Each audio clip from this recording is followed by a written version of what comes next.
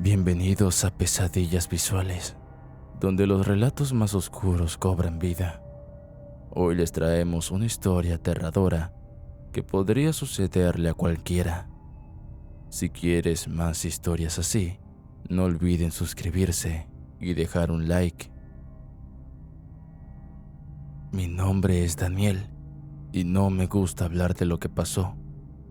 A veces me despierto a mitad de la noche, sudando, con el corazón a 1000 por hora, recordando cada momento de esos días. Nadie me cree cuando les cuento lo que ocurrió, pero sé que lo viví. Todo comenzó cuando me mudé a un apartamento en un vecindario que, a simple vista, parecía tranquilo. En mi mente, era la oportunidad de escapar de los problemas de la vida diaria y tener un lugar solo para mí. No sabía que mi vida cambiaría para siempre. El dueño del lugar se llamaba Javier, un tipo simpático, amable, casi demasiado perfecto. Era un hombre de unos 35 años, pero tenía una mirada intensa, casi penetrante, que siempre me hacía sentir como si estuviera siendo observado, aunque no lo estuviera. Al principio, pensé que era solo una sensación rara, algo pasajero. Cuando me mudé, me sentí aliviado de dejar atrás mi antigua vida, llena de estrés. Javier me dio la bienvenida, me mostró el apartamento y me pareció una buena oportunidad. El precio era razonable, el lugar estaba en una buena zona y no parecía haber motivos para no quedarme allí. Las primeras semanas fueron normales, pero Javier, de alguna forma, siempre estaba ahí. Al principio fue cordial, ofreciéndome un café por la mañana o una cerveza en la tarde. A veces pasaba por mi puerta solo para saludarme, pero nunca se quedaba demasiado rato. Tenía una forma extraña de comportarse, algo que no sabía cómo describir, pero que me hacía sentir incómodo. Pensé que quizás solo era una persona solitaria, alguien que se mostraba de una forma un tanto extraña por falta de contacto humano. Nada fuera de lo común, ¿verdad? Un día, después de un largo día de trabajo, Javier me invitó a cenar. Me pareció una propuesta amable y acepté. Durante la cena, él habló sobre su vida, sobre sus viajes y sus recuerdos de la infancia. No había nada extraño en su historia, pero había algo inquietante en la forma en que hablaba de los niños. Estaba tan entusiasmado al contarme sobre su escuela primaria, los amigos que tenía y cómo había sido un niño travieso que no me pareció raro al principio. Después de todo, todos recordamos la niñez de esa forma. Pero lo que me hizo estremecer fue cuando comenzó a hablar de los momentos especiales que solía compartir con algunos niños de su vecindario. Fue una mención casual, como si estuviera hablando de algo trivial, algo que no debería causar ningún problema. Recuerdo cómo se detuvo por un momento, me miró fijamente y dijo: algunos niños tienen una energía que te hace querer cuidarlos de una forma especial. Esa frase me quedó rondando en la cabeza por días, como un eco. Al principio intenté no darle mucha importancia. Pensé que tal vez era solo un comentario tonto, una forma rara de hablar. Pero algo en mi interior me decía que debía tener cuidado. La tensión entre nosotros empezó a aumentar. Javier comenzó a actuar de forma más invasiva. Comenzó a aparecer en mi puerta sin previo aviso, a veces para charlar sobre trivialidades, otras veces para preguntarme si necesitaba algo del supermercado. En ocasiones, cuando nos cruzábamos en el pasillo, su mirada se alargaba un poco más de lo necesario, como si estuviera esperando que yo dijera algo, como si quisiera hablar de algo más, pero nunca lo hacía. Su actitud comenzó a parecer más calculada. Me sentía incómodo, pero no quería parecer paranoico, así que seguí con mi rutina, tratando de ignorar las sensaciones extrañas. El punto de inflexión llegó una noche en la que, por fin, vi algo que no pude ignorar. Me desperté en medio de la noche debido a un ruido en el pasillo. Al principio, pensé que era el sonido de una puerta que se cerraba, pero cuando miré el reloj, vi que eran casi las 3 de la madrugada. Salí al pasillo y vi la luz del pasillo encendida. Pensé que tal vez Javier estaba de vuelta de alguna de sus salidas nocturnas, aunque era raro que estuviera fuera a esas horas. Decidí investigar. Cuando me asomé por la puerta de su apartamento, lo vi a través de la rendija de la puerta. Estaba dentro, en la sala, mirando una foto en su teléfono móvil. Al principio no pensé mucho en eso, pero cuando se inclinó hacia adelante, vi que en la pantalla aparecían imágenes de niños. No eran fotos de familia ni de algún viaje, eran fotos de niños pequeños, en posiciones comprometedoras. Un escalofrío recorrió mi cuerpo. No podía creer lo que estaba viendo. Pero lo que más me asustó fue la expresión de su rostro. Javier estaba completamente absorto. Sus ojos brillaban con una intensidad que nunca antes había visto en él. Era como si estuviera viendo algo que le daba un placer perverso, algo que lo mantenía completamente cautivo. En ese momento me quedé helado. No sabía qué hacer. Mi cuerpo me pedía correr, salir de allí, pero algo me mantenía parado, paralizado por el miedo. Finalmente, logré reaccionar y me retiré de la puerta sin hacer ruido. Volví a mi habitación y me encerré en ella. Mi mente corría a 1000 por hora. No podía creer que mi compañero de apartamento, la persona con la que había estado compartiendo una vida aparentemente normal, fuera capaz de algo tan horrendo. No sabía si debía llamar a la policía o si debía enfrentarlo directamente. Mi mente se llenó de dudas y mientras lo hacía, pasaron las horas. Lo que sí sabía es que no podía quedarme allí ni un minuto más. Sabía que no podía confiar en él, pero tampoco estaba seguro de cuán peligroso podría llegar a ser. Al día siguiente no vi a Javier. Su apartamento estaba vacío y él no apareció en todo el día. Nadie sabía de él y cuando fui a su apartamento estaba completamente desordenado. Parecía que se había ido de repente, como si hubiera dejado todo atrás, y la atmósfera se sentía aún más pesada. Lo que más me perturbó fue encontrar una nota sobre su escritorio. Te estaba observando, Daniel. Siempre lo he hecho. Decidí mudarme inmediatamente. Dejé todo atrás. No quería ni siquiera ver el apartamento de nuevo.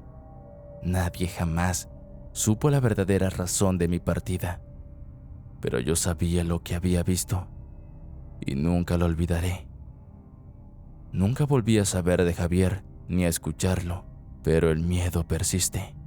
Las imágenes que vi esa noche no me han dejado en paz y aunque he tratado de olvidar, cada vez que me encuentro con un niño, esa mirada de Javier aparece en mi mente. Siempre me pregunté en silencio si me vio, si me estuvo observando todo el tiempo.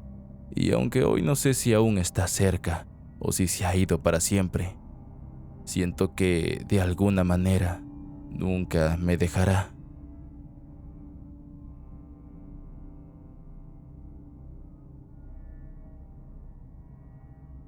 Mi nombre es Andrés y lo que voy a contarles hoy, aunque parezca sacado de una novela de suspenso, es completamente real. Nunca pensé que una simple decisión de mudarme a un nuevo lugar podría cambiar mi vida de la manera en que lo hizo.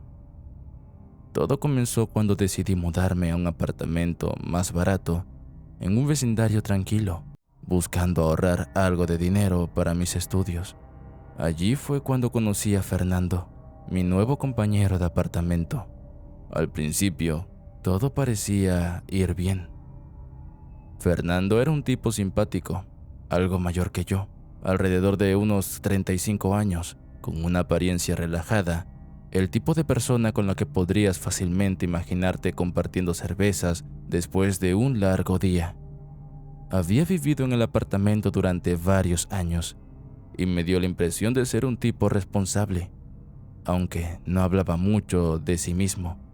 Me comentó que estaba en un periodo de cambio en su vida, pero nunca profundizó demasiado en eso. En las primeras semanas, todo parecía estar bien. Compartíamos los gastos del alquiler, los servicios y a veces nos hacíamos alguna cena en común. Sin embargo, empecé a notar cosas raras que me hicieron sentir incómodo. Las primeras señales fueron pequeñas, como si Fernando siempre estuviera demasiado interesado en saber cuánto costaba algo que acababa de comprar o cuánto dinero llevaba encima. Lo ignoré al principio, pensando que quizás solo era curioso. Pero antes, algo más empezó a llamar mi atención.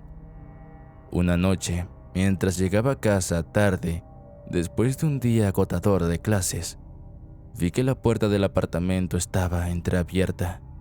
Esto me extrañó porque siempre nos asegurábamos de que estuviera cerrada con llave. Al entrar, encontré a Fernando en el salón, con una mirada extraña en el rostro, como si hubiera sido sorprendido. Al principio, no le presté mucha atención, pero después noté que algo en su comportamiento había cambiado. Era como si estuviera evitando el contacto visual conmigo. Lo que me preocupó fue lo que encontré al día siguiente. Noté que uno de mis relojes de pulsera, el que me había regalado mi madre, había desaparecido de mi mesa de noche. Al principio pensé que simplemente lo había perdido, pero después de buscar en cada rincón de mi habitación, me di cuenta de que alguien lo había tomado. Me sentí un poco paranoico, pero no podía dejar de pensar en esa sensación extraña que había tenido la noche anterior. Esa misma semana, decidí que no podía ignorarlo más. Al principio, las pequeñas desapariciones fueron solo objetos de poco valor, cosas que no me molestaron tanto. Algunos cables, libros, un par de zapatillas viejas que solía dejar por ahí. Pero luego, me di cuenta de que las cosas desaparecían con demasiada frecuencia, y siempre después de que Fernando había estado en la misma habitación. Ya no era solo mi reloj, ahora era un cargador de teléfono, una botella de vino que había comprado con mi propio dinero, pequeñas cosas que desaparecían y nunca volvían.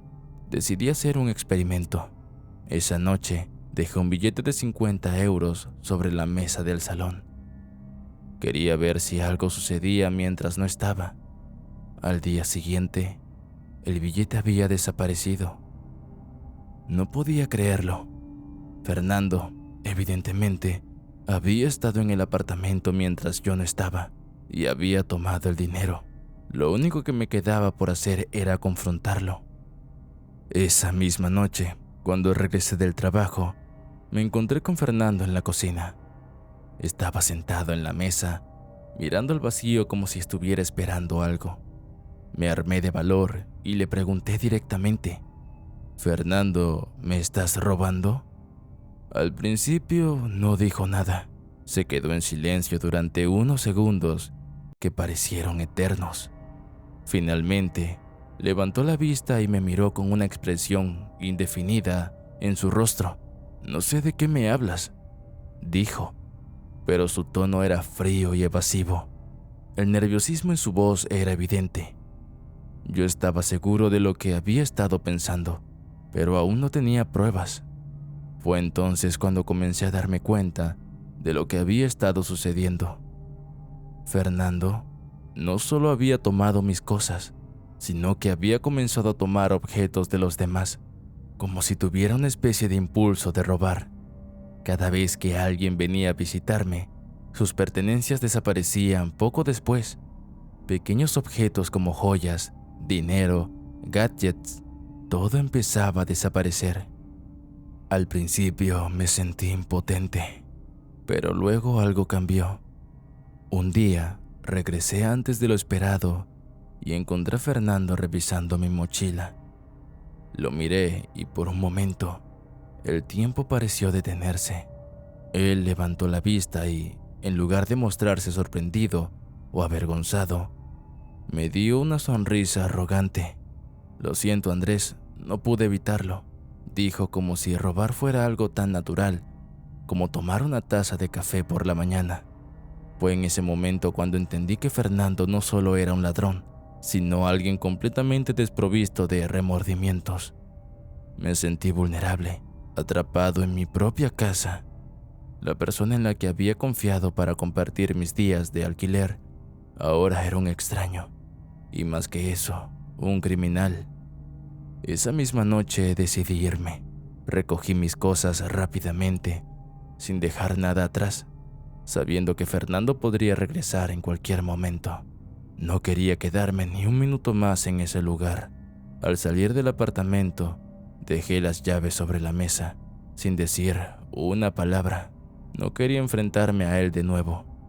Desde entonces he evitado hablar con la policía, aunque sé que tenía suficientes evidencias para denunciarlo. No me sentía seguro ni en mi propia piel. Quizás fue el miedo lo que me hizo huir, pero también el asco que sentía hacia él. El lugar donde había vivido se convirtió en un recordatorio de que nunca debemos confiar plenamente en las personas, no importa cuán inofensivas parezcan al principio. La última vez que supe de Fernando fue cuando un vecino me contó que lo había visto en otro apartamento cercano, buscando un lugar donde vivir. No era una sorpresa para nadie, ya que su historial de robos nunca dejó de crecer. No sé qué fue de él, ni quiero saberlo. Solo espero que nunca vuelva a cruzarse en mi camino, porque el terror de haber vivido con un ladrón es una lección que nunca olvidaré.